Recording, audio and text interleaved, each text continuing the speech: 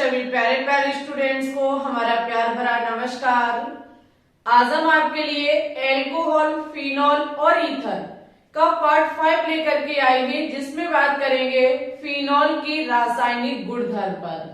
इसके पिछले पार्ट में आपने सीखा कि फिनॉल का निर्माण कैसे किया जाता है, जबकि आज की इस क्लास में आप सीखेंगे कि फिनॉल से हम अन्य चीजों का निर्माण कैसे कर सकते हैं। ठीक है, आज की ये क्लास आने वाले सभी वनडे एग्जाम के लिए बहुत ज्यादा इम्पोर्टेंट है।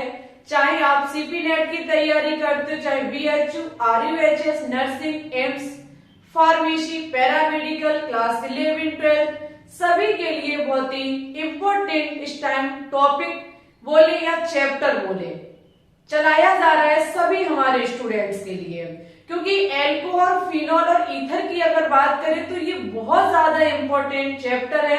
और इसके अंदर जो आज हम फिनॉल टॉपिक करा रहे हैं ये भी आपके लिए बहुत ज्यादा कीमती है। ठीक है, ज्यादा बात नहीं करेंगे, सभी स्टूडेंट्स कॉपी पेन को उठा लेंगे, जैसे जैसे हम पढ़ाते चले मेरे साथ कॉपी में नोट डाउन करते रहेंगे। ठीक है, तो सबसे पहले हेडिंग लगा लीजिए फिनॉल के रासायनिक गुणधर्म।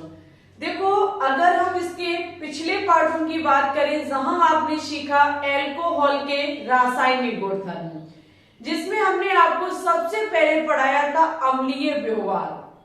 आपको याद हो वहां मैंने बोला था कि एल्कोहल जो होते वो बहुत घटिया अम्लीय व्यवहार प्रदर्शित करते, बहुत ज्यादा घटिया। ठीक है, एल्कोहल की अपेक्षा जल तब भी अच्छा अम्लीय व्यवहार प्रदर्शित करता है, और जल से अच्छा होता है फिनॉल, फिनॉल से अच्छा होता है कार्बोक्सिलिक अम्ल। ठीक है, लेकिन वहां हमने ये चीज डिफाइन नहीं की थी आपके सामने कि एल्कोहल एक घटिया अम्लीय व्यवहार क्यों प्रदर्शित करता है। आज की इस लेक्चर में आपके सामने हम रखेंगे कि एल्कोहल एक घटिया अम्लीय व्यवहार क्यों प्रदर्शित करता है, जबकि फिनॉल इसकी अपेक्षा एक अच्छा अम्लीय व्यवहार कैसे प्रदर्शित करता है। ओके, अगर हम इसके रासायनिक गुणधर्म की बात करें तो यहाँ पर जो आप इसके रासायनिक गुणधर्म पढ़ेंगे फिनॉल के, ये दो टाइप से होंगे। एक तो आपका होगा, सभी को पता है कि ये आपका होता है फिनॉल, ये आपका होता है फिनॉल। ठीक है, फिनॉल की क्रिया जब आप किसी के साथ कराएंगे तो ऑक्सीजन और हाइड्रोजन के बीच का बॉन्ड टूटेगा, या फिर इस ऑक्सीजन और इस कार्बन के बीच का बॉन्ड टूटेगा। ठीक है, अब क्रियाएं जो आप आज की देखेंगे उनके बीच बस दो कांड होंगे।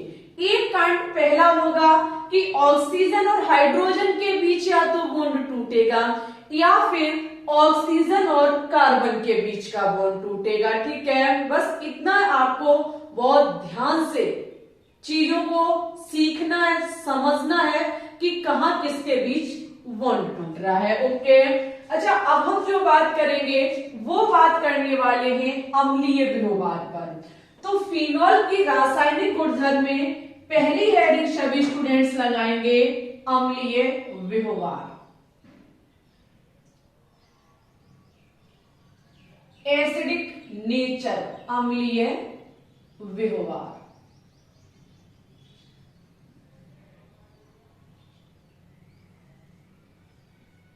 एसिडिक नेचर की हम बात करें तो सबसे पहले कि फिनॉल अम्लीय व्यवहार कैसे प्रदर्शित करता है, सबसे बड़ा प्रश्न है आज का।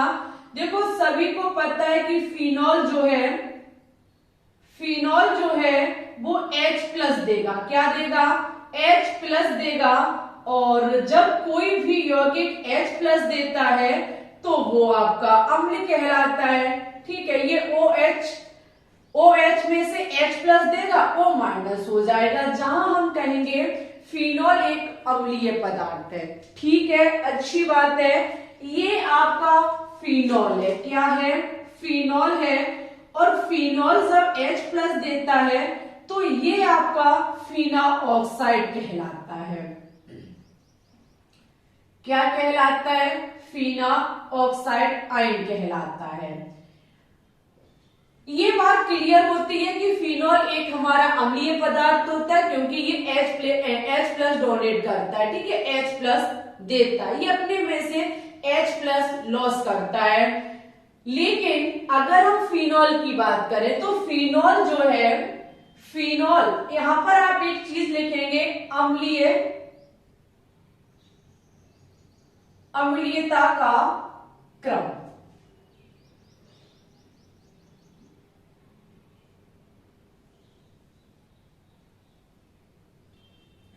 अगर हम अम्लीयता का क्रम देखें तो सबसे ज्यादा अम्लीय पदार्थ जो होते हैं वो हमारे कार्बोजेलिक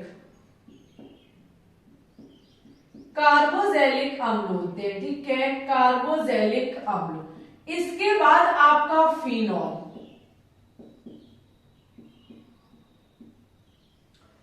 फिनॉल के बाद आपका जल होता है और जल के बाद आपका एल्कोहल होता है। हम क्लास में सीखेंगे अम्लीय व्यवहार। पीछे लेक्चर में आपने सीखा कि एल्कोहल भी जो अम्लीय व्यवहार प्रदर्शित करते, क्यों करते, क्योंकि वो H प्लस देते हैं। फिनॉल भी H प्लस देते और फिना ऑक्साइड आयन बनाते हैं, जिसके चलते हम कह सकते हैं कि फिनॉल हमारे अम्लीय पदार्थ होते हैं। लेकिन आने वाला वनडे एग्जाम आपसे क्रम भी पूछ लेता है, तो एक चीज याद रखेंगे कि कार्बोजेलिक अम्ल सबसे ज्यादा अम्लीय होता है। इसके बाद हमारा फिनॉल, फिनॉल के बाद जल और जल के बाद हमारा एल्कोहल होता है, ठीक है। एल्कोहल होता है, लेकिन कार्बोजेलिक अम्ल अम्लीय व्यवहार नेक्स्ट चैप्टर में पढ़ने को मिलेगा। एल्कोहल का अम्लीय व्यवहार हम आपको पढ़ा चुके हैं। बात है फिनॉल पर। हमने सीखा कि फिनॉल अम्लीय व्यवहार प्रदर्शित करता है, लेकिन आज का सबसे बड़ा प्रश्न है कि एल्कोहल एक घटिया और फिनॉल एक अच्छा अम्लीय व्यवहार कैसे प्रदर्शित करता है, ठीक है। जैसे कि सपोज दैट हम लेते हैं CH3CH2OH, ये क्या काम करेगा, H प्लस को लॉस करेगा, H प्लस देगा, CH3CH2O माइनस बनाएगा, ठीक है। ये H प्लस देगा, एल्कोहल है, ये हमारा कौन सा एल्कोहल है, एथिल एल्कोहल है, एथिल एल्कोहल। जब ये H प्लस देगा तो इसका नाम होगा एथा ऑक्साइड। क्या होगा, एथा ऑक्साइड। प्रश्न है कि ये एक अच्छा और ये एक घटिया अम्ल क्यों है। तो हमारे प्यारे स्टूडेंट्स, जो आपका फीना ऑक्साइड है, ये अनुनाद के कारण स्थायित्व प्रदान करता है, जिसके कारण फीना ऑक्साइड हमारा एक अच्छा खासा अम्लीय व्यवहार प्रदर्शित करता है। फिनॉल से क्या बना, फीना ऑक्साइड। बनने वाली संरचना फीना ऑक्साइड जो है, ये अनुनाद संरचना बना सकती, ये अपना माइनस यहां देगी तो आपको पता है कि इसमें ऐसे डबल बॉन्ड होता है, ये बॉन्ड यहां शिफ्ट कर जाएगा। माइनस जो है, माइनस अनुनाद संरचनाओं में बट जाएगा, या हम कहें कि फीना ऑक्साइड का अनुनाद हो सकता है और अनुनाद के द्वारा ही फीना ऑक्साइड को स्थायित्व प्रदान किया जाता है। और जब स्थायित्व प्रदान किया गया, स्टेबिलिटी आ गई है, तो हमारे प्रिय स्टूडेंट्स अम्लीयता बढ़ जाएगी। यहाँ चार्ज कम हो जाता है अनुनाद के कारण, जबकि एथा ऑक्साइड में अनुनाद संभव नहीं है। इसमें अनुनाद का क्रम बनेगा ही नहीं, यहाँ कहीं डबल बॉन्ड है ही नहीं, तो बॉन्ड की शिफ्टिंग कैसे होगी, बॉन्ड शिफ्ट कैसे होगा। यहाँ अनुनाद संभव नहीं है और यहाँ अनुनाद संभव है, और अनुनाद के द्वारा ही इसको स्थायित्व प्रदान किया जाता है। जब स्थायित्व प्रदान होगा, आवेश कम हुआ, स्थायित्व प्रदान हुआ, और इसका अम्लीय व्यवहार सबसे ज्यादा हो गया, ठीक है। समझ गए सभी स्टूडेंट्स कि फिनॉल जो है वो सर्वाधिक अम्लीय व्यवहार कैसे प्रदर्शित करता है एल्कोहल की अपेक्षा। ठीक है, आज का प्रश्न हमारा यही समाप्त हुआ कि इसकी अपेक्षा ये अच्छा व्यवहार कैसे प्रदर्शित करता है। फिनॉल भी अम्लीय व्यवहार प्रदर्शित करता है, एल्कोहल भी करता है। फिनॉल करेगा फिना ऑक्साइड आयन बनाएगा, एल्कोहल करेगा तो आपका एल्का ऑक्साइड बनाएगा। ठीक है, वो एथा ऑक्साइड हो सकता, मेथा ऑक्साइड हो सकता, प्रोपा ऑक्साइड हो सकता, कुछ भी हो सकता है। लेकिन फिनॉल से बनने वाला फिना ऑक्साइड आयन अनुनाद के द्वारा स्थायित्व प्रदान करता है, जबकि यहां पर अनुनाद संभव नहीं है, जिसके चलते ये हमारा एक अच्छा अम्लीय व्यवहार प्रदर्शित करता है। अच्छी बात है। लेकिन एक सेकंड सवाल वनडे एग्जाम बार बार पूछता है, वो प्रश्न ये है कि फिनॉल का भी तो अनुनाद संभव है, तो फिनॉल से फिना ऑक्साइड आयन क्यों बनाया जाता है। क्वेश्चन अम्लीय व्यवहार से नहीं है, अम्लीय व्यवहार हमारा कंप्लीट हुआ, लेकिन वनडे एग्जाम में क्वेश्चन पूछता है आपका कि फिनॉल का भी तो अनुनाद संभव है। कैसे, वो हम अभी बताएंगे। फिनॉल भी अनुनाद कर सकता है और हमारा फिना ऑक्साइड आयन भी अनुनाद कर सकता है, लेकिन फिनॉल से फिना ऑक्साइड आयन क्यों बनाया जाता है।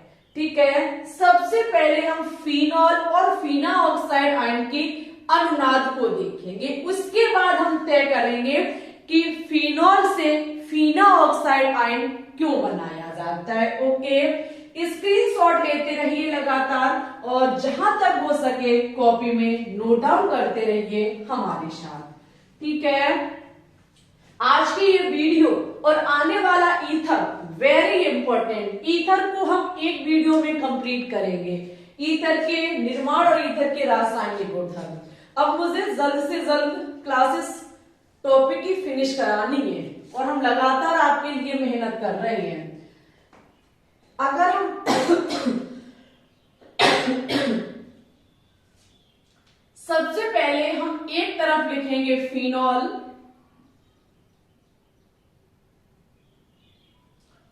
और यहां लिखेंगे फिना ऑक्साइड।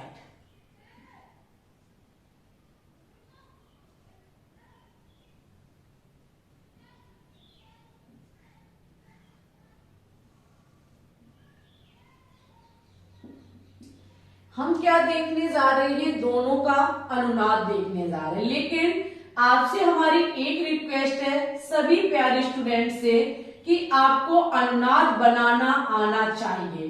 आप ये कहें कि हम एक एक करके समझाएंगे तो माफी चाहेंगे। हमने 1000 बार बोला है class 11th is very important. Class 11th को नहीं पढ़ोगे क्लास 12th नहीं कवर कर पाओगे। कई एक यूट्यूब वाले जो पढ़ाते हैं मेडिकल लाइन से तैयारी करा रहे हैं, चाहे वो सीपी नेट की हो, बीएचयू, आरयूएचएस किसी भी वनडे एग्जाम की हो, तो उनका कहना है कि class 12th very important, class 12th से ही क्वेश्चंस पूछे जाते हैं। हम भी मानते हैं कि क्लास 12th से ही वनडे एग्जाम क्वेश्चन पूछ रहा है, लेकिन क्लास 12th समझ नहीं आएगा जब तक क्लास 11th नहीं पढ़ोगे। अब जैसे यहाँ पर हम इस चैप्टर को पढ़ा रहे हैं, अनुनाद कराने जा रहे हैं, अनुनाद है क्लास 11th का टॉपिक। अब क्या हम यहाँ अनुनाद बताएंगे और अनुनाद यहाँ बताएंगे आप समझ नहीं पाएंगे, क्योंकि अनुनाद भी कई चैप्टरों से कनेक्ट है क्लास 11th में। तो जीओसी पार्ट कराई है हमने क्लास 11th की, जनरल ऑर्गेनिक केमिस्ट्री का टॉपिक है अनुनाद। ठीक है, रिक्वेस्ट है आपसे कि हमेशा 1/1 क्लास को देखें। एक सीढ़ी से चौथी सीढ़ी पर चढ़ोगे तो गिरकर पहली पर ही आओगे। ठीक है, पैर फिसल जाएगा क्योंकि वहां ठोकर लगेगी, नीचे गिरोगे। अगर के वहां संभव नहीं है आप एक से चौथी पर पहुंच जाए, ऐसा हो सकता था तो लोग आसमान के तारों को छू लेते पल भर में। ठीक है, मेहनत करनी होगी आपको। तो फिनॉल ये रहा हमारा। फिनॉल आपको पता है कि ऑक्सीजन जो है वो 2 लोन पेयर के साथ होती है। यहाँ पर क्या होगा, अनुनाद संरचनाएं हम इसकी देखेंगे। अनुनाद संरचनाओं में ये वाले जो इलेक्ट्रॉन है वो यहां शिफ्ट हो जाएंगे और ये वाला यहाँ शिफ्ट हो जाएगा। ठीक है, यानी कि यहाँ पर बॉन्डों और लोन पेयर माइनस प्लस इनका शिफ्टिंग होती है, एक से दूसरे पर जाते हैं। तो यहाँ पर आने वाली संरचना कुछ हमारी इस प्रकार से बनेगी। जब ये यहाँ जाएगा तो ये माइनस हो जाएगा, ये जैसे का तैसा रहेगा, और जब ये यहाँ शिफ्ट हो रहा तो यहाँ डबल बॉन्ड OH, O के गए हैं इलेक्ट्रॉन तो ये प्लस हो जाएगा। ठीक है, आगे अब क्या होगा, ये यहाँ शिफ्ट होगा और ये आपका यहाँ शिफ्ट हो जाएगा। तो देखिएगा कैसी संरचना बनके तैयार होगी। ये यहाँ शिफ्ट हुआ तो फिर सिंगल बॉन्ड यहाँ भी जैसे का तैसा रहेगा, ये यहाँ माइनस हो जाएगा, डबल बॉन्ड OH प्लस रहेगा। अब क्या होगा, ये यहाँ जाएगा और ये यहाँ शिफ्ट हो जाएगा। ओके, तो आने वाली संरचना हमारी कुछ इस प्रकार से होगी। ये यहाँ हो गया, ये जैसे का तैसा, ये यहाँ शिफ्ट हो गया, डबल बॉन्ड OH प्लस। ठीक है, अब ये आपका जो है वो यहाँ शिफ्ट होगा। ओके, और ये जो है वो यहाँ शिफ्ट हो जाएगा। तो आने वाली संरचना हमारी कुछ इस प्रकार से होगी। जैसे का तैसा, ये यहाँ हो गया, जब ये यहाँ गया तो ये फिर डबल बॉन्ड हट जाएगा, OH ये जाएगा तो इसका जो प्लस है वो खत्म हो जाएगा। ठीक है, ओके, अब आपका क्या होगा, हम फीना ऑक्साइड की पहले अनुनाद संरचनाएं देखेंगे। फीना ऑक्साइड आपका ये होता है,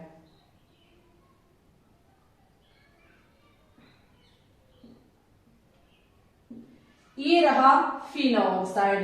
ये माइनस जो है वो यहां शिफ्ट होगा, डबल बॉन्ड बना लेगा और ये आपका यहां शिफ्ट हो जाएगा। ऐसे कुछ इसकी संरचनाएं निकल के आएंगी। ये यहां हो गया, ये जैसे का तैसा, और ये भी आपका जैसे का तैसा। ओ यहां हुआ तो डबल बॉन्ड हो गया, बहुत अच्छी बात है। उसके बाद ये यहां हो जाएगा, ये यहां हो जाएगा। आने वाली संरचना आपकी कुछ इस प्रकार से होगी। ठीक है, आने वाली संरचना आपकी कुछ इस प्रकार से होगी। अब ये यहां शिफ्ट होगा, ये आपका यहां शिफ्ट हो जाएगा।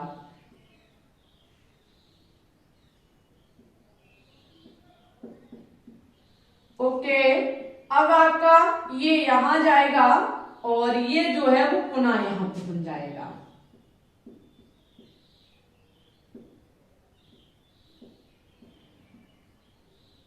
जब ये जाएगा तो इस पर माइनस आ जाएगा। ठीक है, ये हमारी अनुनादी संरचनाएं में ये फिनॉल की है, ये फीना ऑक्साइड की। प्रश्न ये था हमारा कि फिनॉल की भी अनुनादी संरचनाएं बनाई जा सकती हैं और फीना ऑक्साइड की भी अनुनादी संरचनाएं बना सकते हैं।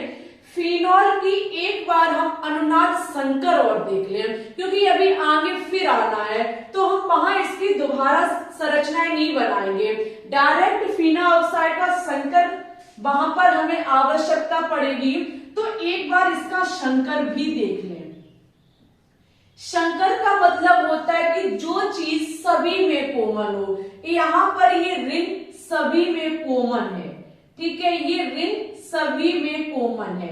अब हम देखेंगे डबल बॉन्ड को, तो डबल बॉन्ड यहाँ भी है तो कभी यहाँ भी है, यहाँ है तो यहाँ है, यहाँ है तो यहाँ है।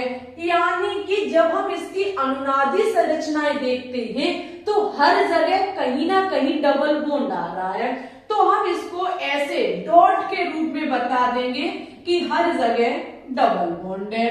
उसके बाद सिंगल बॉन्ड सभी में कॉमन है, लेकिन कहीं कहीं डबल बॉन्ड भी है, तो इसे डॉट बता देंगे। ठीक है, OH सभी में कॉमन है, कभी प्लस आ जाता है, कभी इस पर प्लस आ जाता है तो पार्शियल पॉजिटिव, कभी यहाँ माइनस तो कभी यहाँ तो कभी यहाँ, यानी कि यहाँ आपका माइनस है और यहाँ माइनस है। ओके, कार्बन के पास वाला आपका ऑर्थो होता है, ऑर्थो के पास वाला मेटा, मेटा के पास वाला पैरा होता है, यानी कि ऑर्थो और पैरा पर पास्ट वन निगेटिव आएगा। इसकी भी हम संरचना शंकर बना सकते, लेकिन इसका मुझे जरूरत नहीं है। ऐसे इसकी भी बना लेंगे हम। अनुनाद फिनॉल का भी संभव है, फिनॉल ऑक्साइड का भी संभव है, लेकिन सबसे ज्यादा जरूरी किसका है, स्थायित्व किसका ज्यादा है, वनडे एग्जाम पूछता है आपसे। तो देखिए हमारे प्यारे स्टूडेंट्स, एक बात हमेशा याद रखना, आयनों के बीच, दो आयनों के बीच जितनी ज्यादा दूरी होगी वो यौगिक उतना ही अस्थायी होगा, यानी कि कम स्थायी होगा। माने नहीं, स्थायी माने स्थायी, जो स्थायी नहीं है। आयनों के बीच दूरी जहां होती है वो अस्थायी होता है, ठीक है। और फिनॉल में अगर हम देखेंगे तो अनुनाद के कारण इस दो प्लस और माइनस में इतनी सी दूरी है, और जैसे ही हम अनुनादी संरचनाएं बनाते गए इनके बीच की दूरी बढ़ गई। फिनॉल से फिनॉल ऑक्साइड हमने क्यों बनाया, सबसे बड़ा प्रश्न। जब हम फिनॉल का अनुनाद देखते हैं तो इनमें आयनों के बीच पहले तो कम दूरी होती है, अनुनाद बनाते चले गए तो इनके बीच दूरी बढ़ गई, और जहां आयनों के बीच दूरी बढ़ती है अनुनाद के कारण वो यौगिक हमारा अस्थायी होता है, ठीक है। जबकि हम फिनॉल ऑक्साइड में देखेंगे इसमें आयनों वाली बात ही नहीं है, क्योंकि जहां है वहां माइनस है, प्लस है ही नहीं, तो आयनों के बीच दूरी का सवाल ही नहीं उठता है, जिसके कारण फिनॉल ऑक्साइड अधिक स्थायित्व रखता है, ये अधिक स्थायी होगा, ठीक है। क्यों होगा, क्योंकि यहाँ आयन नहीं, दूरी नहीं, जिसके कारण ये अधिक स्थायी है, और अधिक स्थायी होने के कारण फिनॉल ऑक्साइड हमारा अत्यधिक अम्लीय होता है। ओके, फिनॉल से फिनॉल ऑक्साइड बनाने का सबसे बड़ा रीजन कैसे पता चलता है, जब हम इसके अनुनाद को चेक करते हैं। समझ गए सभी स्टूडेंट्स, समझ गए तो एक बार इसकी स्क्रीनशॉट ले लीजिए, उसके बाद अम्लीय व्यवहार से वनडे एग्जाम में आने वाले छोटे से प्रश्न को सॉल्व कराएंगे, ठीक है। एक प्रश्न जो कि एग्जाम में पूछता है कि अगर हम फिनॉल पर, फिनॉल की अम्लीयता पर प्रतिस्थापियों का क्या प्रभाव पड़ता है। कहने का मतलब है कि अगर हम किसी फिनॉल ऑक्साइड पर कोई प्रतिस्थापी समूह लगा दे, प्रतिस्थापी समूह आपने IUPAC नेमिंग में पढ़े थे, ठीक है, कोई प्रतिस्थापी समूह लगा दे तो उस पर क्या इफेक्ट पड़ेगा, ये चीज आज की इस वीडियो में हम देखने जा रहे हैं, जो कि अम्लीय व्यवहार से वनडे एग्जाम में क्वेश्चंस पूछे जाते हैं। हेडिंग लगाइए सभी स्टूडेंट्स, इस अम्लीय व्यवहार का ही टॉपिक है, फिनॉल की अम्लीयता पर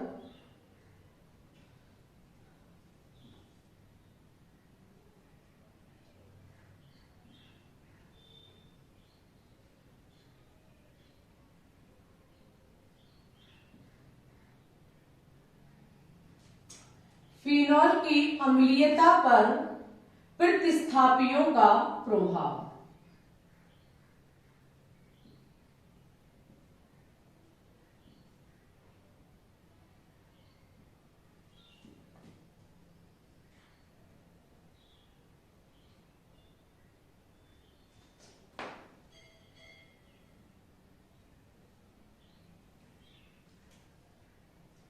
फिनॉल की अम्लीयता पर प्रतिस्थापियों का प्रभाव।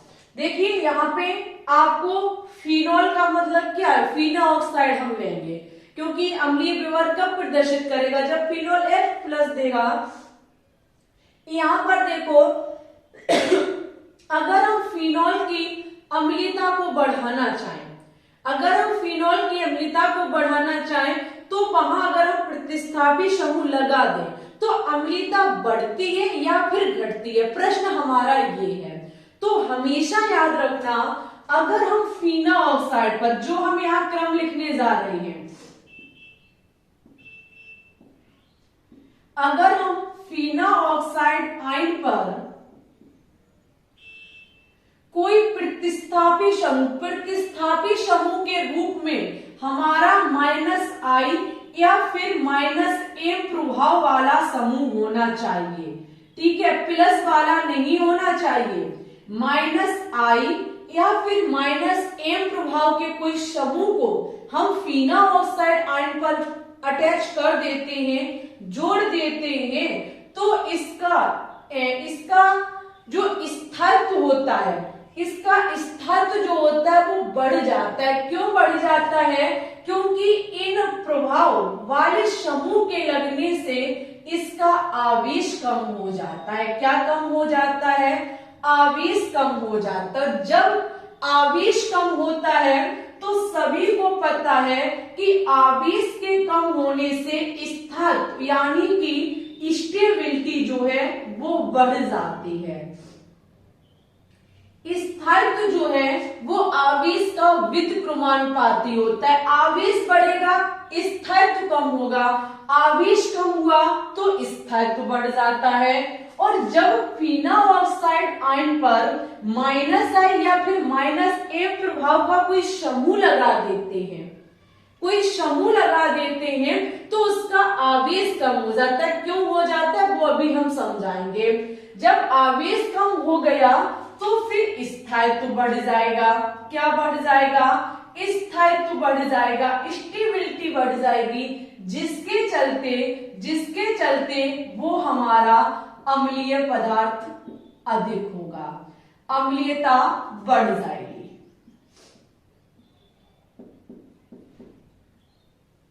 क्या हो जाएगा? अम्लीयता बढ़ जाएगी। ठीक है, एक छोटी सी चीज और आप सीखेंगे, -I या -M प्रभाव वाला फीना ऑक्साइड आयन पर हम लगाएंगे कहां? तो ये या तो ऑर्थो पर होना चाहिए या फिर पैरा वाले पर होना चाहिए। ऑर्थो कार्बन या फिर पैरा कार्बन। माना कि एक चीज आप सीखेंगे, ये रहा आपका फिनॉल। क्या रहा आपका? फिनॉल। किसी भी रिंग में जिस कार्बन पर कोई समूह जुड़ा होता है उसके पास वाले को ऑर्थो कहा जाता है। ऑर्थो के पास वाला हमारा मेटा होता है और मेटा के पास वाला पैरा होता है। ठीक है, ये चीज आप लोग नोट डाउन कर ले कि ऑर्थो कहां होता, पैरा कहां होता और मेटा कहां होता। ऑर्थो जहां समूह लगा होता है उसके पास वाले कार्बन, उसके पास वाला मेटा और मेटा के पास वाला हमारा पैरा होता है। ठीक है, समझ गए सभी स्टूडेंट्स? तो -I या फिर -M प्रभाव वाला जो समूह जुड़ा होगा वो या तो ऑर्थो पर होना चाहिए या फिर पैरा पर होना चाहिए। अब हम बात करेंगे कि -X और -M समूह कौन से जुड़े होंगे। यहाँ पे या तो आपका NO2 होगा, ठीक है, या आपका X होगा, या फिर आपका CHO होगा, या फिर आपका COOR।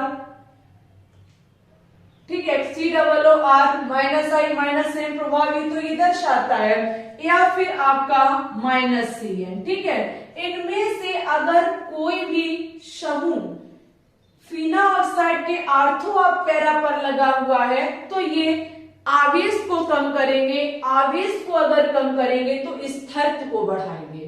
ठीक है, अब हम देखेंगे कि ये कैसे आवेश को कम करते। पहले हम -I प्रभाव के हिसाब से देखेंगे और उसके बाद जो हम देखेंगे वो -M प्रभाव के हिसाब से देखेंगे।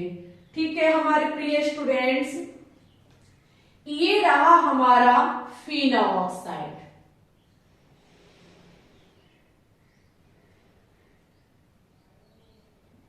ये तो है हमारा फीना ऑक्साइड। इस पर माना कि हम NO2 समूह लगा देते ऑर्थो वाले पर, NO2 हम लगा देते हैं ऑर्थो वालों पर। इसकी संरचना ऐसे होती है। तो देखो -I प्रभाव क्या काम करता है। ध्यान करिए प्रेरित प्रभाव में माइनस आई प्रभाव जो है वो आवेश को अपनी तरफ खींचता है, वो इलेक्ट्रॉन को अपनी तरफ खींचता है। जब वो इलेक्ट्रॉन को अपनी तरफ खींचेगा तो आवेश कम होगा। प्रतिकर्षी और आकर्षी समूह हमने आपको बताए थे कि नहीं बताए थे? बिल्कुल बताए थे, माइनस आई और प्लस आई प्रभाव। जहां पर माइनस आई प्रभाव वाले समूह क्या करते हैं, इलेक्ट्रॉन को अपनी तरफ खींचते हैं, और NO2 एक माइनस आई प्रभाव ही है। तो ये फीना ऑक्साइड पर जो ये आवेश है माइनस का मतलब है इलेक्ट्रॉन का ज्यादा होना, ये इलेक्ट्रॉन को अपनी तरफ खींचेगा। ये NO2 क्या करेगा, इलेक्ट्रॉन को अपनी तरफ खींचेगा। जब ये इलेक्ट्रॉन को अपनी तरफ खींचेगा तो हमारे प्यारे स्टूडेंट्स इसका आवेश कम हो जाएगा। आवेश कम हो जाएगा, स्थिरत्व बढ़ जाएगा, अम्लीयता बढ़ जाएगी। तो किसी फीना ऑक्साइड आयन पर माइनस आई प्रभाव वाला समूह लगाने पर वो आवेश को खींच लेता है, क्योंकि माइनस आई प्रभाव वाला समूह इलेक्ट्रॉन को खींचता है अपनी तरफ। प्रेरित प्रभाव इंडक्टिव इफेक्ट में हमने आपको पढ़ाया था, जिसके चलते फिर इसकी स्टेबिलिटी बढ़ जाती है। अगर हम माइनस आई प्रभाव के तौर पर देखें, माइनस आई प्रभाव के तौर पर हम फीना ऑक्साइड आयन में देखेंगे, ये रहा हमारा फीना ऑक्साइड आयन। यहाँ ऑर्थो पर माना कि हमने NO2 लगा दिया, जो खुद माइनस एन प्रभाव ये भी दर्शाता है। तो माइनस एन प्रभाव होता है अनुनाद की तरह। किसकी तरह होता है, अनुनाद की तरह। मेसोमेरिक प्रभाव जो है वो अनुनाद से रिलेटेड होता है, जहां पर क्या होगा, ये वाले यहां शिफ्ट कर जाएगा, ठीक है। जब ये यहां शिफ्ट होगा तो इसमें बॉन्डिंग ऐसे नहीं होगी, यहाँ डबल बॉन्ड होगा, तभी बॉन्ड की शिफ्टिंग होगी, ठीक है। फिर ये आपका यहाँ शिफ्ट करेगा और ये आपका यहाँ शिफ्ट करेगा। इसने आवेश को अपनी तरफ खींचा, किसने, ऑक्सीजन ने, क्योंकि ये विद्युत ऋणात्मक तत्व होता है। यहाँ पर अनुनाद के कारण NO2 इलेक्ट्रॉन को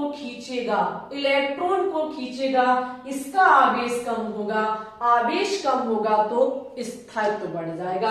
इतने प्रेम से आपको कोई नहीं बताएगा, डायरेक्ट बता देते माइनस आई प्रभाव, माइनस एन प्रभाव हमने डिफाइन किया आपके सामने। यहाँ माइनस आई प्रभाव इलेक्ट्रॉन को खींच लेगा, और यहाँ पर माइनस एन प्रभाव जो होगा, माइनस एन प्रभाव में अनुनाद के कारण होगा, क्योंकि अनुनाद के कारण ऑक्सीजन इलेक्ट्रॉन को लेगा, क्योंकि इलेक्ट्रॉन विद्युत ऋणात्मक तत्व होता है, तो ये इलेक्ट्रॉन को इधर से खींचेगा, इसका आवेश कम हो जाएगा, जिसके चलते ये स्थायित्व प्रदान करेगा। तो हमेशा याद रखना कि अगर इन ग्रुपों को हम लगा देते हैं तो ये माइनस एम भी दर्शाते, माइनस आई भी दर्शाते, जिसके कारण स्टेबिलिटी बढ़ जाती है, ठीक है। वनडे एग्जाम में ऐसी संरचनाएं बनी होंगी और पूछा भी जाता है। समझ गए सभी स्टूडेंट्स? तो इसकी स्क्रीनशॉट ले लीजिए। अम्लीय व्यवहार आपका फिनिश हो गया। ये अम्लीय व्यवहार से संबंधित ही प्रश्न एग्जाम में पूछे जाते हैं।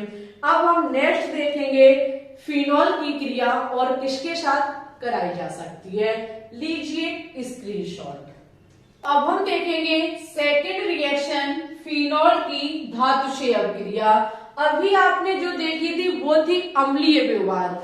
अम्लीय व्यवहार में आपने एक चीज जरूर देखी होगी कि वहां पर ऑक्सीजन और हाइड्रोजन के बीच का बॉन्ड टूट रहा था, क्योंकि जब ऑक्सीजन और हाइड्रोजन के बीच का बॉन्ड टूटा तभी तो H+ दिया तो अम्लीय व्यवहार प्रदर्शित किया, ठीक है।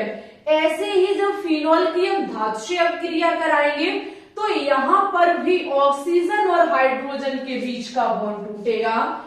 हमने लिया फिनॉल, क्या लिया, फिनॉल। फिनॉल की क्रिया कराएंगे किसके साथ, फिनॉल की क्रिया कराएंगे मेटल यानी कि धातु के साथ। धातु के रूप में माना कि हमने लिया सोडियम, ठीक है।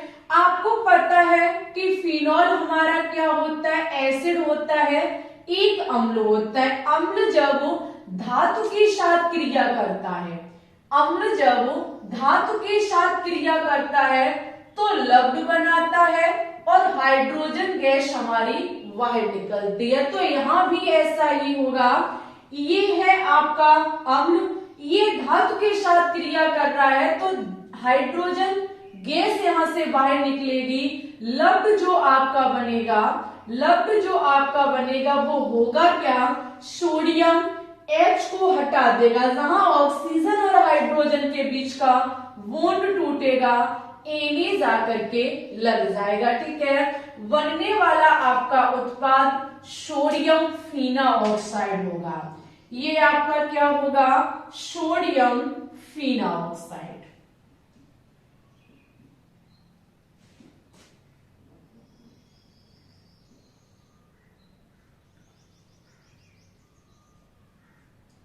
Sodium phenoxide. ठीक है, जब आपका एक अम्ल धातु के साथ क्रिया करता है तो हाइड्रोजन गैस निकलती और हमको लवण प्राप्त होता है। ओके, अब हम फिनॉल की जो क्रिया कराएंगे वो कराएंगे प्रोवल क्षार के साथ। किसके साथ, एक स्ट्रॉन्ग बेस के साथ कराएंगे। तो यहाँ पर फिनॉल की क्रिया प्रोवल क्षार के साथ, फिनॉल की स्ट्रॉन्ग बेस यानी कि प्रोवल क्षार से अब क्रिया।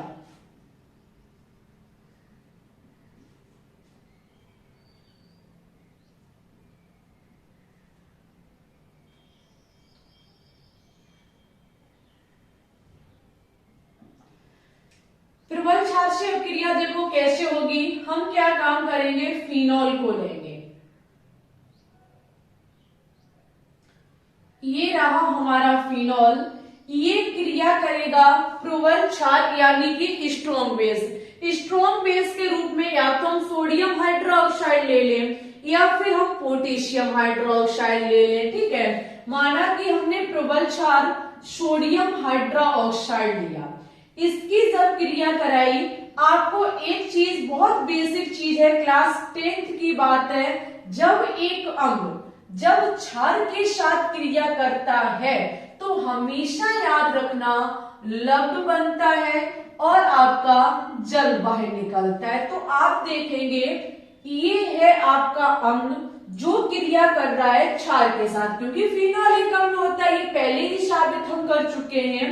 तो यहाँ ये तय है कि जल निकलेगा। क्या निकलेगा, जल, वो भी कैसे, ये OH इस H के साथ जल बनाएगा और ये Na O के पास जाके फिर से सोडियम फीना ऑक्साइड बना लेगा। कौन सा लवण बनाएगा, सोडियम फीना ऑक्साइड लवण बना के तैयार करेगा। ठीक है, बस ये चीज याद रखनी है कि जब क्षार से क्रिया होता तो जल निकलता और धातु से क्रिया होती तो हाइड्रोजन गैस बाहर निकलती है। ठीक है, ये हमारी थर्ड रिएक्शन थी जिसमें हमने देखा बीच में बॉन्ड ऑक्सीजन और हाइड्रोजन का टूटा। ओके हमारे प्यारे स्टूडेंट्स, नेक्स्ट रिएक्शन हम देखेंगे फिनॉल की एसिटिलीकरण अभिक्रिया, जिसे एस्टीकरण अभिक्रिया भी कहते हैं क्योंकि वहां एस्टर का निर्माण होता है। कैसे, बहुत ध्यान से समझेंगे। फिनॉल एसिटिलीकरण अभिक्रिया, देखो यहाँ आपका क्या होगा, फिनॉल की क्रिया हम कराएंगे एसिटिल क्लोराइड के साथ। किसके साथ कराएंगे, एसिटिल क्लोराइड के साथ कराएंगे। ठीक है, ये रहा हमारा फिनॉल, इसकी क्रिया कराएंगे CH3C डबल बॉन्ड OCl, ये होता है एसिटिल क्लोराइड।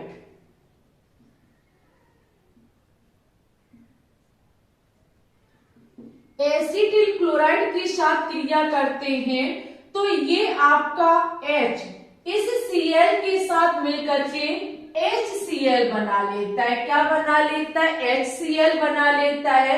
O और H के बीच का बॉन्ड टूटा तो H हट गया, यहां जाएगा, ये वाला ग्रुप जो है वो आपका कनेक्ट हो जाएगा। ठीक है, कौन सा वाला ग्रुप, ये वाला ग्रुप जाएगा और यहां इससे जुड़ जाएगा। तो आपका कुछ इस प्रकार से बन के तैयार होगा। कुछ इस प्रकार से यहाँ पर अवक्रिया होगी O, जिससे लगेगा जाकर के आपका C डबल बॉन्डो CH3। ओके, ये बनने वाला यौगिक जो है वो है फेनिल एसीटेट। क्या है? Phenyl acetate. याद रखना यह अपक्रिया जो है वो सोडियम हाइड्रोक्साइड या फिर प्रिडीन की प्रेजेंटी में होती है। प्रिडीन जो होता है वो हमारा यहाँ कैटालिस्ट के रूप में काम करता है। बेंजीन में से एक कार्बन को हटा के नाइट्रोजन को जोड़ना ही प्रिडीन कहलाता है। ये चीज हम आपको एक बार बता चुके हैं, ठीक है। ये रही हमारी बेंजीन, यहां से एक हटा दीजिए कार्बन, ठीक है। ये जो आपका स्ट्रक्चर बन के तैयार हो गया, यही आपकी प्रिडीन होती है। तो हम क्या काम करेंगे? फिनॉल की क्रिया एसिटिल क्लोराइड के साथ कराते हैं तो आपका हाइड्रोक्लोरिक अम्ल बाहर निकलता है, फेनिल एसीटेट बन के तैयार हो जाता है। यही अपक्रिया एस्टीकरण अपक्रिया भी कहलाती है, ठीक है। यह अपक्रिया एसिटीकरण अपक्रिया भी कहलाती है। लीजिए सभी प्यारे स्टूडेंट्स इस अपक्रिया की स्क्रीनशॉट। अब जो आपकी नेक्स्ट रिएक्शन है, नेक्स्ट जो स्टेप है, उसमें हम पढ़ेंगे इलेक्ट्रॉन रागी अपक्रियाएं। फिनॉल की इलेक्ट्रॉन रागी अपक्रियाओं के बारे में पढ़ेंगे। तो एक बार इसे छाप लीजिए सभी स्टूडेंट्स, ठीक है। लगाइए बहुत ही प्यारी रिएक्शन की हेडिंग, जो कि वनडे एग्जाम में बहुत ही धुआंधार तरीके से पूछी जाती है। ये आने वाली जो नाभिक रागी प्रतिस्थापन अपक्रिया है, स्टार लगा लीजिएगा, वेरी इंपॉर्टेंट है। फिनॉल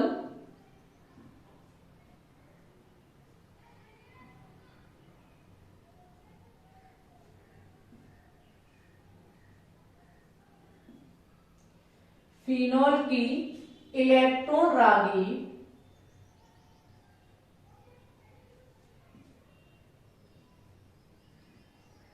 प्रतिस्थापन अपक्रिया।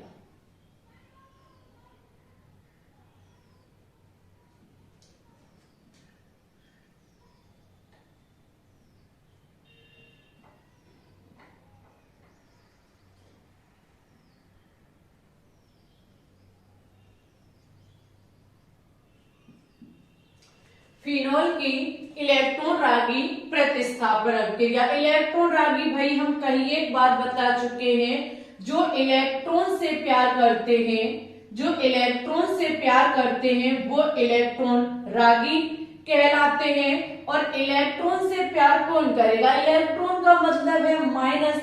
माइनस से प्यार वही करेगा जो खुद प्लस होगा, ठीक है। खुद जो प्लस होगा वही माइनस से प्यार करेगा।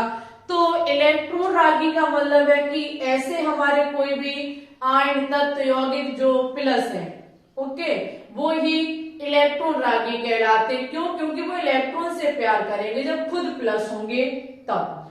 तो फिनॉल में इलेक्ट्रॉन रागी प्रतिस्थापन अपक्रिया की बात करें तो फिनॉल पर हम इलेक्ट्रॉन रागी प्रतिस्थापन अपक्रिया को कहाँ जोड़ सकते हैं? माना कि हम फिनॉल की क्रिया किसी इलेक्ट्रॉन रागी प्रतिस्थापन अपक्रिया के साथ करा देंगे, लेकिन वो कहाँ जाकर के जुड़ सकता है, एक बार इस चीज पर ध्यान देंगे। ये रहा हमारा फिनॉल। क्या है? फिनॉल। अभी हमने आपको अनुनाद संरचना कराई थी फिनॉल की, वहां अनुनाद शंकर भी पढ़ाया था, जहां पर ये वाला हमारा पार्शियल नेगेटिव होता है और ये वाला, जहां ये जब माइनस है तब ही तो यहाँ पर प्लस वाला प्यार करेगा आकर के। तो एक चीज तय होती है कि फिनॉल की क्रिया अगर हम किसी इलेक्ट्रॉन रागी के साथ कराते हैं तो वो जब वो जुड़ेगा आकर के, जो प्यार करेगा आकर के, वो ऑर्थो वाले पर करेगा या फिर पैरा वाले पर करेगा, ठीक है। आने वाले इलेक्ट्रॉन रागी या तो ऑर्थो पर जुड़ेंगे या फिर हमारे पैरा पर जुड़ेंगे। ठीक है, बस इतनी चीज आपको ध्यान में रखनी है कि फिनॉल की क्रिया इलेक्ट्रॉन रागी के साथ कराएंगे तो आने वाला इलेक्ट्रॉन रागी या तो ऑर्थो पर जुड़ेगा या फिर पैरा पर जुड़ेगा। चलिए भाई, इलेक्ट्रॉन रागी में पहली अब क्रिया हम देखेंगे। पहली रिएक्शन जो होगी हमारी वो है नाइट्रीकरण। क्या है? नाइट्रीकरण। एक चीज तय है कि ऑर्थो पर जुड़ेगा या फिर पैरा पर जुड़ेगा। ओके, अब क्रिया है नाइट्रीकरण। इसमें पहली हेडिंग लगाइए नाइट्रीकरण।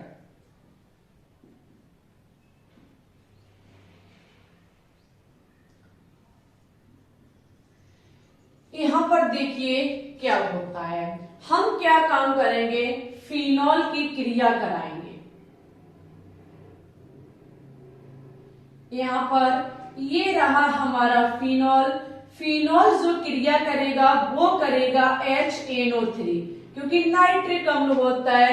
HNO3 जो लेंगे वो हम तनु लेंगे। कैसा लेंगे? तनु लेंगे। जब तन और श्राद्ध दो परिस्थितियां होती है, विलियन चैप्टर में हम आपको पढ़ाएंगे। जब ये क्रिया HNO3 के साथ कराई जाती है, वो भी HNO3 कैसा है? हमारा तल में। सभी प्यारे स्टूडेंट्स को पता है कि HNO3 जो इलेक्ट्रॉन रागी देता है वो हमारा NO2+ होता है। HNO3 कौन सा इलेक्ट्रॉन रागी देता है? NO2+ देता है। समझना, ये NO2+ ऑर्थो पर जुड़ेगा या पैरा पर जुड़ेगा।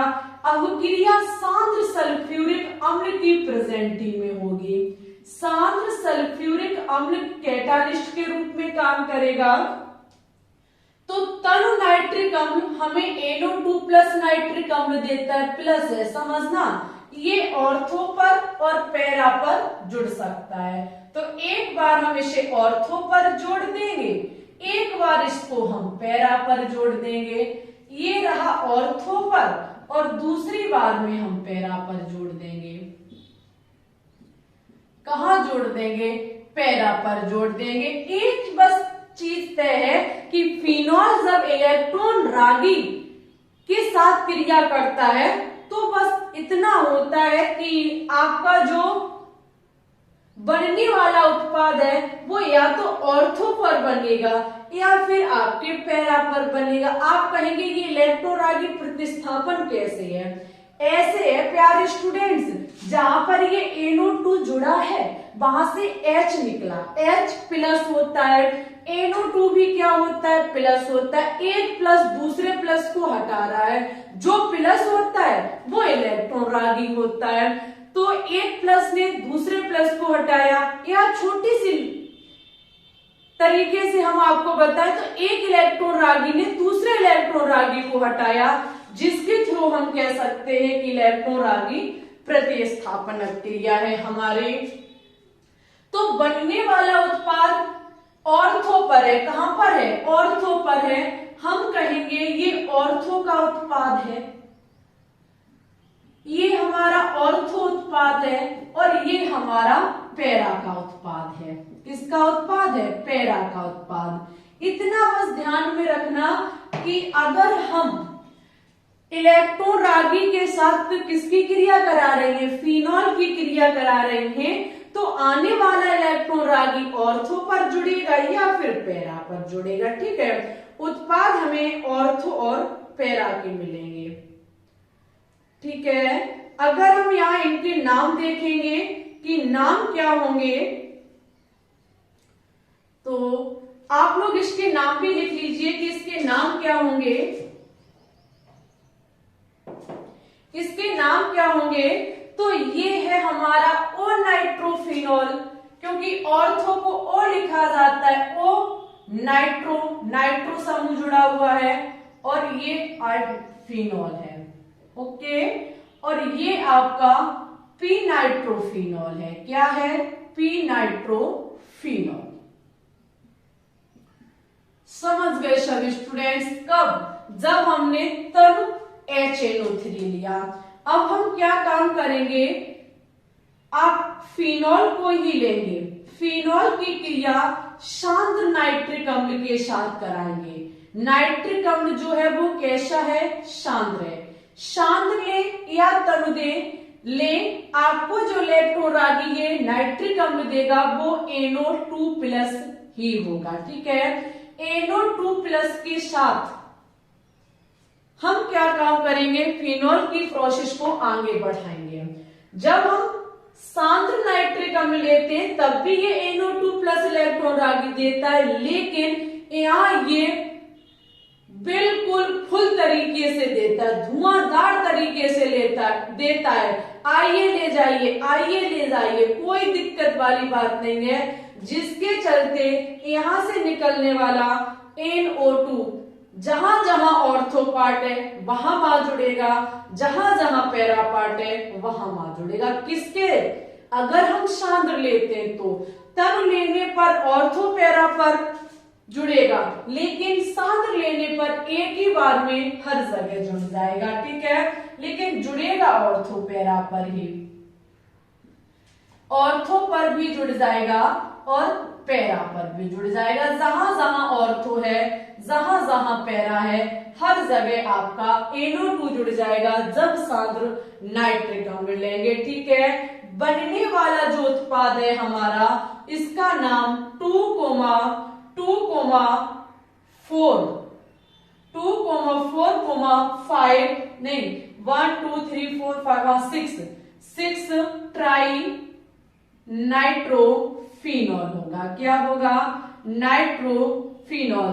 और प्यारे स्टूडेंट्स कोष्टक में लिख लीजिए कि ये हमारा पिक्रिक अम्ल है, पिक्रिक एसिड।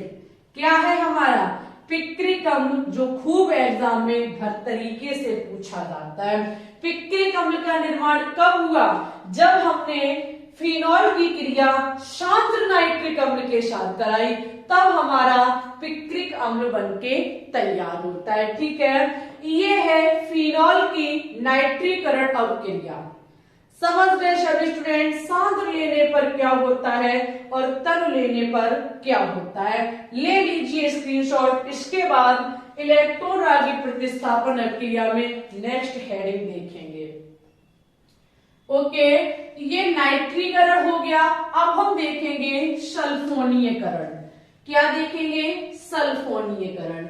आज की ये क्लास बहुत मेहनत भरी क्लास है हमारी, शेयर कर देना, रिक्वेस्ट है हमारी। ठीक है, ईथर नेक्स्ट पार्ट में आपको एक बार में ही पूरा फिनिश करा देंगे, चैप्टर आपका कल फिनिश हो जाएगा। उसके बाद नेक्स्ट एल्डिहाइड, कीटोन और कार्बोजेलिक वाला चैप्टर चलेगा। ओके, उसके बाद एमीन हमारा रह जाएगा और बहुलकीयकरण यानी कि बहुलक वाला पॉलीमर वाला चैप्टर रह जाएगा। ऑर्गेनिक केमिस्ट्री हमारी फिनिश हो गई। मार्च लास्ट तक पूरी कोशिश कर डालेंगे कि खत्म कर दें ऑर्गेनिक केमिस्ट्री। ठीक है, हेडिंग क्या लगाएंगे अब हम, सल्फोनीयकरण।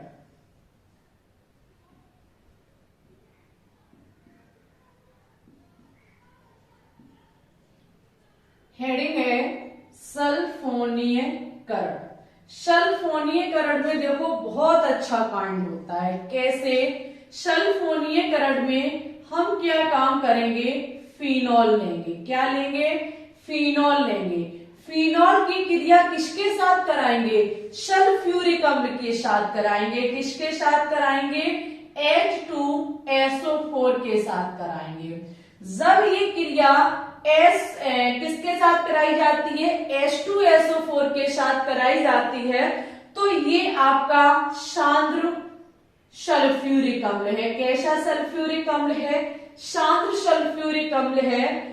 चाहे हम सांद्र लें चाहे हम तनु लें, सल्फ्यूरिक अम्ल जो इलेक्ट्रॉन रागी देगा वो आपका SO3H+ होगा। ये हमेशा SO3H+ ही इलेक्ट्रॉन रागी देता है। ओके, लेकिन जब हम फिनॉल की क्रिया शांत सल्फ्यूरिक अम्ल के साथ कम तापमान पर कराते हैं, लो टेम्परेचर कम तापमान पर कराते हैं, तो ये आपका जो इलेक्ट्रॉन रागी बनके तैयार हुआ, ये ऑर्थो पर जाकर के जुड़ेगा। कहां जाकर के जुड़ेगा, ऑर्थो पर जाकर के जुड़ेगा।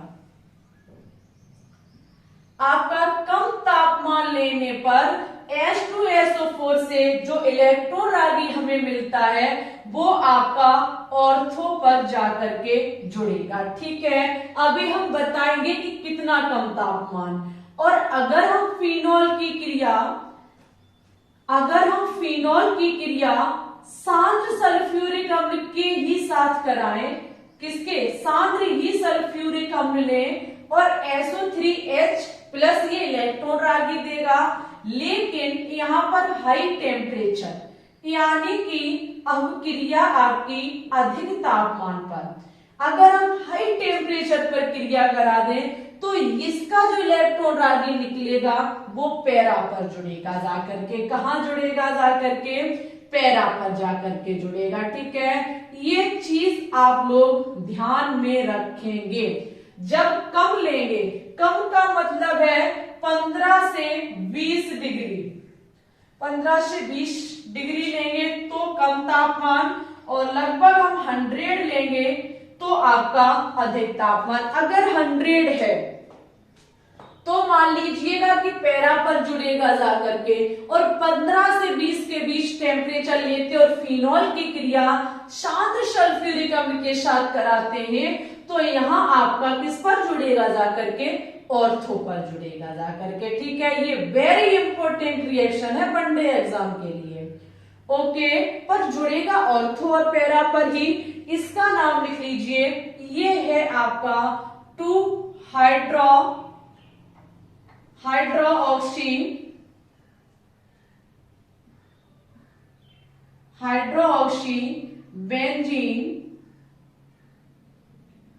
हाइड्रोऑक्सी बेंजीन सल्फोनिक अम्ल।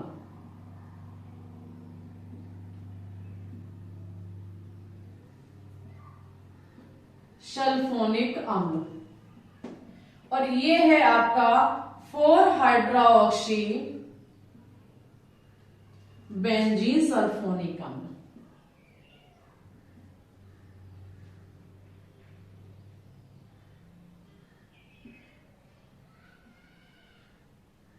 ठीक है, यहां पर हाई टेम्परेचर लेने पर पैरा पर जुड़ेगा और लो लेने पर आपका ऑर्थो पर जुड़ेगा। लेकिन यहां से एक नई रिएक्शन निकल के आती है, एक इंपॉर्टेंट रिएक्शन आपकी निकल के आती है जो सभी स्टूडेंट्स बड़ा ध्यान से देखेंगे।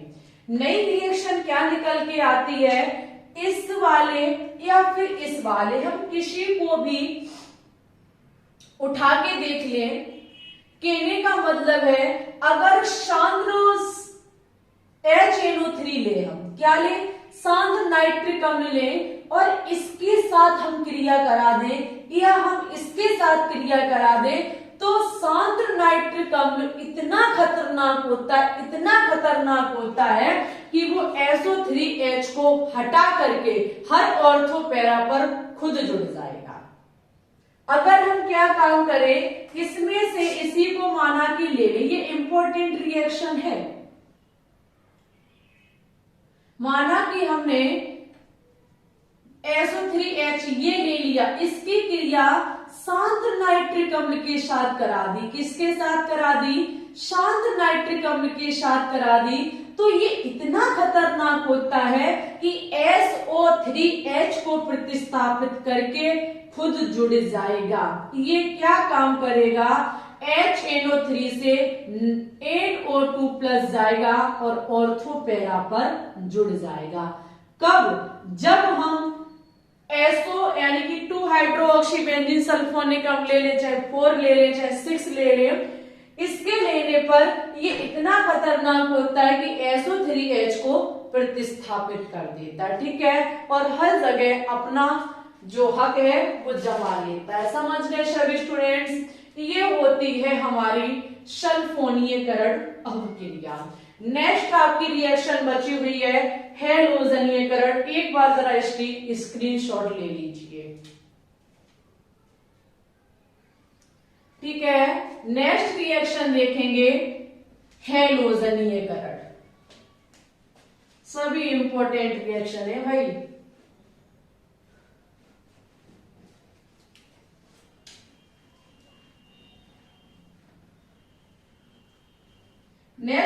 क्रिया है हमारी हाइड्रोजनीयकरण।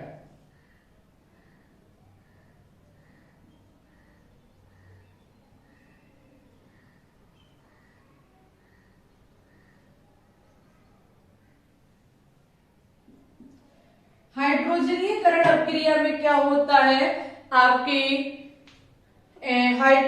हाइड्रोजनीयकरण नहीं, अरे भाई हम कहेंगे हम कह क्या रहे हैं, हैलोजनीयकरण। ये सही बात तो ये है कि ये क्लास हम तीसरी बार बना रहे हैं। पहली बार बनाई तो वही बात, कैमरा पता नहीं क्यों धुंधला पड़ जाता है, मेहनत खराब हो जाती है हमारी। और जब कल शाम को बना रहे थे तो फिर आपको पता है होली का फेस्टिवल था, हर जगह डीजे पे डीजे बज रहे थे।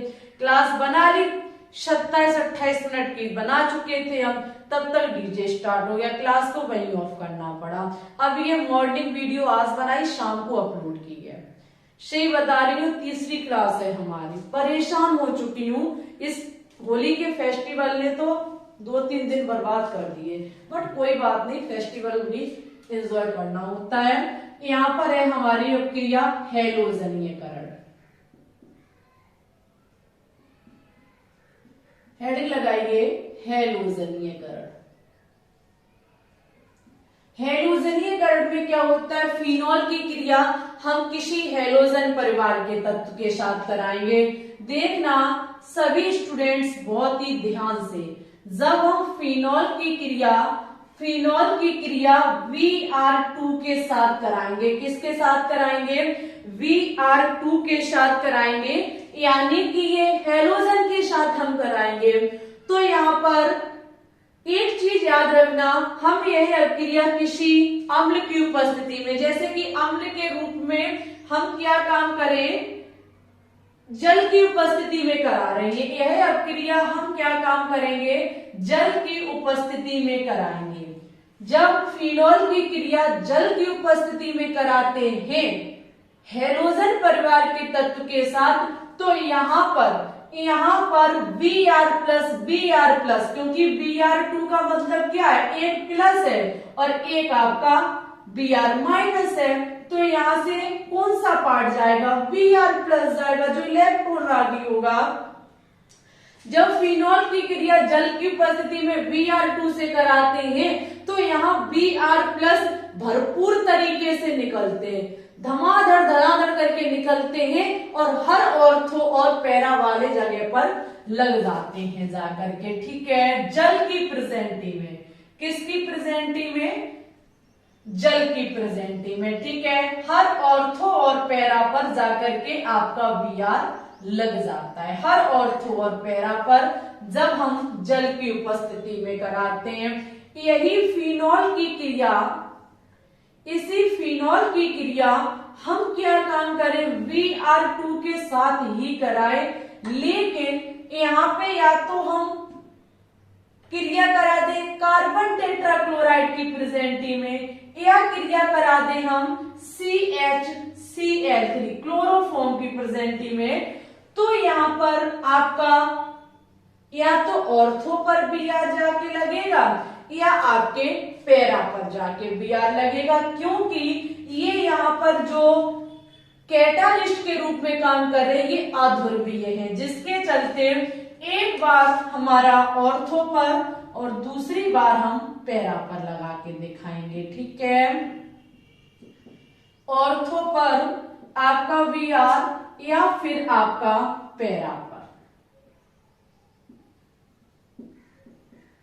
ऑर्थो पर Br या फिर आपके पैरा पर Br लगेगा, जहां पर ये हमारा O ब्रोमोफिनॉल होगा, ये O ब्रोमोफिनॉल होगा और ये हमारा P ब्रोमोफिनॉल होगा।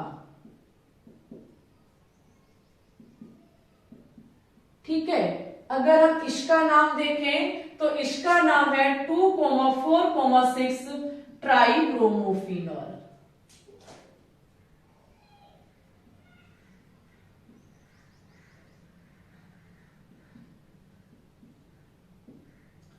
समझ गए सभी स्टूडेंट्स, जब हम फिनॉल हैलोजन परिवार के तत्व के साथ क्रिया कराते जल की उपस्थिति में, तो धुआंधार तरीके से Br+ निकलता, ऑर्थो पर भी जुड़ता, पैरा पर भी जुड़ता, जहां जहां ऑर्थो पैरा होता है। और फिनॉल की क्रिया जब हम अध्रुवीय विलायकों की उपस्थिति में कराते हैं तब आपका Br एक बार ऑर्थो पर लगेगा, एक बार पैरा पर लगेगा। ठीक है, ये थी हमारी फिनॉल की इलेक्ट्रोरागी प्रतिस्थापन अवक्रियाएं, जिसमें हमने आपको पहले नाइट्रीकरण, फिर सल्फोनीकरण, उसके बाद हैलोजनीयकरण, इससे पहले अम्लीय व्यवहार पढ़ाया, धातुओं प्रबल क्षार के साथ क्रिया कराई, एसिटिलीकरण अवक्रिया कराई, और भी बहुत सारी जो भी रासायनिक गुणधर्म थे फिनॉल के वो सभी हमने आपको करा दिए, जो आपके एनसीईआरटी बुक में गिवन थे।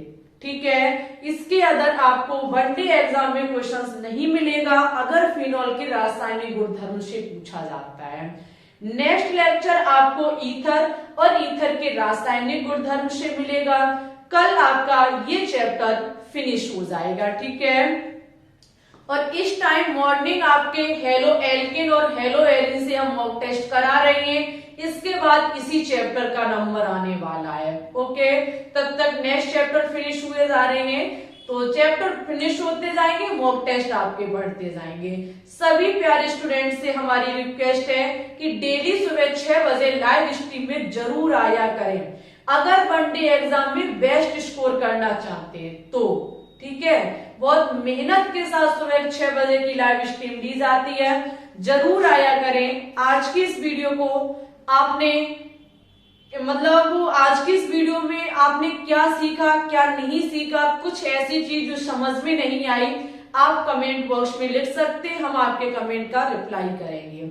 इसी के साथ आज की इस वीडियो को लाइक, शेयर और चैनल पे न्यू है तो चैनल को सब्सक्राइब जरूर कर लें। ठीक है, किसी भी प्रकार की कोई भी प्रॉब्लम हो आप शेयर कर सकते हैं केमिस्ट्री से संबंधित, तो हम उसका समाधान जरूर करेंगे।